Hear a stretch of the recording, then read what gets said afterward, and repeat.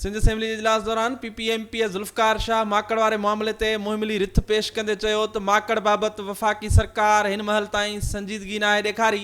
वफ़ाक़ी सरकार जी नाअहली सबबि सिंध जा आबादगार सटिजी विया आहिनि। ज़राअत खाते जो सूबाई वज़ीर इस्माइल राहू जो चवणु हो त अॼु ताईं हिकु बि वफ़ाक़ी वज़ीर सिंध जो दौरो नाहे कयो। फूड एंड एग्रीकल्चर ऑर्गेनाइज़ेशन जी रिपोर्ट आहे त ईंदड़ साल माकड़ 10% वधीक अटैक कंदी।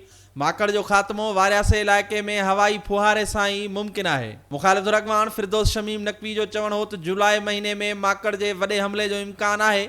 जेकॾहिं रुगो 25% फसल तबाह थियो त बि 6 अरब रुपयनि जो नुक़सान थी वेंदो। संदसि चवणु हो त माकड़ जे ख़ात्मे लाइ वफ़ाक़ ऐं सिंध सरकार खे गॾिजी कमु करणो पवंदो। GDA-MP नुसरत सहर अब्बासी जो चवणु हो त सिंध सरकार पारां ख़रीद कयल दवा में ज़हर जो मिक़दार 2.5% आहे, जॾहिं त पंजाब जेका दवा ख़रीद कई उन में ज़हर जो मिक़दार 10% आहे। संदसि चवणु हो त जेको वॾो वज़ीर ऐवान में अची शेरो शाइरी ॿुधाए ऐं TV चैनलनि ते चयल वफ़ाक़ी वज़ीरनि जूं ॻाल्हियूं ॿुधाए, अहिड़े वॾे वज़ीर खे रहण जो को बि हक़ नाहे।